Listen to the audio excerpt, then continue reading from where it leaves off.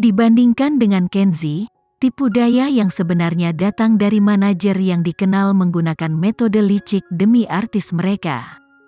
Jadi, mengapa Direktur Jordi secara khusus mengincar Kenzi? Dan tanpa menguntit dan menggunakan sumber khusus, bagaimana dia mendapatkan informasinya? Meski begitu, kamu tidak berhak menghina anakku. Baik, karena begini keadaannya, aku akan mengubah pendekatan pasifku menjadi agresif dan membalikkan keadaan.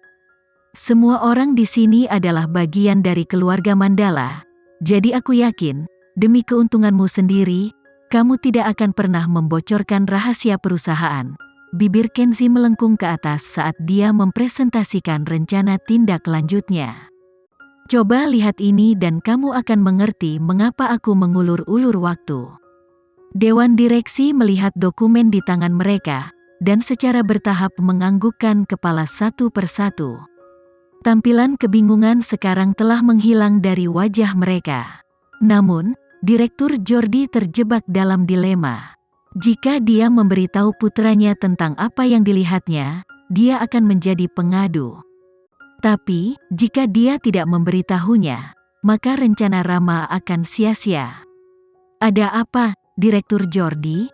Terjebak dalam dilema? Tidak, jawab Direktur Jordi, sedikit bingung. Bagus kalau begitu, jangan lupa, semua mata yang hadir hari ini sekarang tertuju padamu. Jika informasi ini bocor, pertemuan kita selanjutnya adalah tentangmu. Suara Kenzi bergema di telinga semua pemegang saham. Saya tidak hanya mengatakan ini kepada Direktur Jordi. Ini adalah peringatan bagi semua orang. Saya tantang kamu untuk mencoba dan duduk di kursi saya. Kenzi mengungkapkan senyum penuh makna. Senyum ini bahkan lebih menakutkan daripada saat dia diam dan tanpa emosi. Para pemegang saham sangat menyadari kemampuan Kenzi.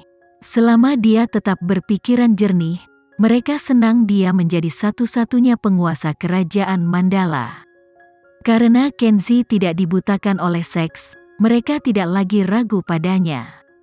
Adapun Direktur Jordi mulai sekarang, jika mereka melihatnya, mereka akan berjalan ke arah lain. Kalau mereka jatuh ke dalam perangkap manipulatifnya lagi. Tidak lama kemudian, para pemegang saham berangsur-angsur meninggalkan ruang rapat. Direktur Jordi juga menuju ke ambang pintu dengan ekspresi konflik. Meskipun dia mencoba yang terbaik untuk menyembunyikan motifnya, pada akhirnya, dia tidak bisa bersembunyi dari mata Kenzi yang maha tahu. Dengan ditunjukkan oleh Kenzi, para pemegang saham secara sugestif disuruh mengawasi Direktur Jordi. Jika dia membiarkan sesuatu tergelincir, pertemuan berikutnya dia tidak tahan memikirkan hasilnya. Tuan, sepertinya yang benar-benar tidak bisa dipercaya adalah duo ayah anak yang terlalu percaya diri. Beraninya mereka membuat semua orang mempertanyakanmu. Kirim seseorang untuk mengawasi Direktur Jordi, dan beritahu mereka untuk mendapatkan bukti jika dia melakukan sesuatu, Kenzi menginstruksikan Gilang.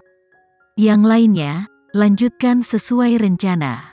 Satu-satunya alasan penggemar Yunita dibiarkan menimbulkan masalah, karena Yunita berperan sebagai korban. Tapi apa yang akan terjadi jika peran itu ditukar? Selamat pagi pemirsa dan selamat datang di siaran berita pagi. Baru saja, kami memiliki berita baru langsung dari Mandala Entertainment. Menurut wartawan di tempat kejadian, model terkenal Mandala, Alexa, membuat penemuan yang mengejutkan pagi ini bahwa mobilnya telah dirusak dan remnya telah dipotong. Seperti yang ditemukan tepat waktu dan pelakunya tidak berpengalaman, tidak ada seorang pun terluka dalam siksaan itu. Wartawan kami telah mencoba melakukan kontak dengan Mandala, tetapi belum mendapat tanggapan. Mengenai niat yang disengaja untuk melukai tubuh ini, Mandala telah membuat keputusan untuk melaporkannya ke polisi. Insiden perusakan ini adalah ulah seorang fans Yunita. Sebuah surat ditemukan di dalam mobil dari Antifan yang menekankan ketidaksenangannya terhadap idolanya, Yunita, dibandingkan dengan Alexa. Terbukti bahwa insiden kekerasan penggemar sekali lagi naik level. Dengan tindakan sembrono ini, Alexa bisa kehilangan nyawanya. Yunita fans vs Alexa fans. Sementara yang satu berencana untuk menyebabkan kerugian, yang lain fokus pada pekerjaan amal. Artikel hiburan terkait kejadian ini membanjiri semua sumber media. Akibatnya, mereka yang sebelumnya berbicara untuk Yunita, tidak lagi mengucapkan sepatah kata pun. Mereka sebelumnya mengatakan bahwa penggemar Alexa kejam, tolol, dan ekstrim, namun mereka tidak pernah berharap fans Yunita akan menamparkan wajah mereka sendiri secepat ini. Beraninya mereka mengutak-atik mobil seseorang. Sementara itu, agar tidak semakin memperumit situasi, para fans Alexa fokus pada penggalangan dana dan acara amal. Tindakan mereka meredakan kemarahan yang ditujukan kepada mereka dan mengubah opini publik. Saat membandingkan tindakan kedua kelompok penggemar, penggemar Alexa tidak memiliki kekurangan untuk ditonjolkan. Disinilah aku mengeluh bahwa penggemar Alexa telah bertindak terlalu jauh. Hal berikutnya yang aku tahu, penggemar Yunita pergi dan merusak mobil Alexa. Bukankah itu pembunuhan? Mereka bisa saja berdebat satu sama lain, tidak perlu untuk mendapatkan fisik. Mereka pasti sudah berlebihan kali ini. Yunita, tolong bawa penggemarmu dan meledakkan diri. Saya selalu merasa bahwa penggemar Alexa tidak dapat melakukan apa yang telah difitnah, karena mereka yang menyukai model umumnya lebih dewasa. Di sisi lain, ada banyak penggemar film muda, terutama mereka yang masih remaja. Pada usia itu, mudah bagi mereka untuk dibawa ke jalan yang salah. Hebat, sekarang korban telah berubah menjadi pelaku. Wajah saya benar-benar bengkak. Lupakan saja, air internet terlalu dalam untuk saya mainkan. Saya menamparkan wajah saya sendiri. Aku benar-benar harus mengacungkan jempol pada IQ Alexa. Adapun Yunita, dia tidak tahu malu. Sebagian besar media merasa, dengan kejadian kali ini, Mandala diberi tugas yang sangat sulit. Agensi normal akan menyerah dan membiarkan Alexa terus difitnah, sampai masalah itu menjadi terlupakan. Siapa sangka Mandala memiliki rencana ini di lengan baju mereka. Karena Yunita menggunakan kipas palsu untuk melawan Alexa, Mandala juga bisa menggunakan kipas palsu dan memberinya rasa obatnya sendiri. Korban kini telah menjadi pelaku. Yang terpenting, langkah pertama mereka adalah langsung menuju kehidupan Alexa. Siapa yang lebih kejam dan menakutkan kali ini? Rama mengira Kenzie akan hancur, tetapi dia tidak pernah menganggap bahwa Kenzie adalah raja karena suatu alasan. Metodenya, entah di tempat terbuka atau tersembunyi, tidak ada habisnya. Metode mana yang dia gunakan, tergantung pada orang yang dia hadapi. Karena seseorang ingin menggali kubur mereka sendiri dan mencemarkan nama baik Alexa, dia tidak akan meremehkan mereka. Pada akhirnya, Direktur Jordi memutuskan untuk tidak memberitahu apapun kepada putranya.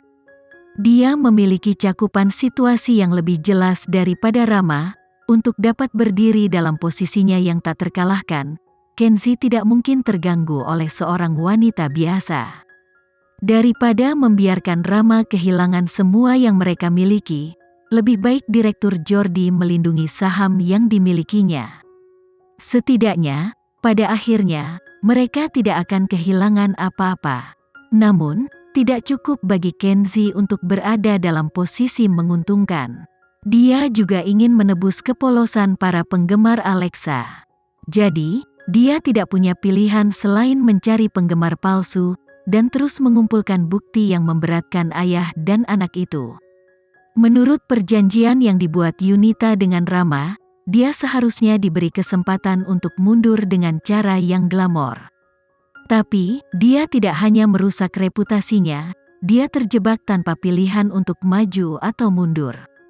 Alexa awalnya adalah orang yang seharusnya memohon pengampunan, tapi sekarang Yunita terjebak dengan tanggung jawab itu. Alexa seharusnya yang meminta maaf, Namun sekarang Yunita terpaksa mengaku kalah. Yang terburuk, dia bahkan menolak untuk terus berakting karena penggemarnya. Benar-benar lelucon. Tidak hanya dia menyinggung Mandala dengan melakukan ini, dia bahkan menyeret agensinya bersamanya. Serangan seperti ini sangat mematikan terhadap Yunita. Apakah kamu senang dengan hasil ini? Yunita bertanya kepada Rama dengan marah melalui telepon. Kapan kamu akan mengembalikan putriku kepadaku? Saat ini, aku bahkan tidak bisa melindungi diriku sendiri. Aku sama sekali tidak berharga untukmu.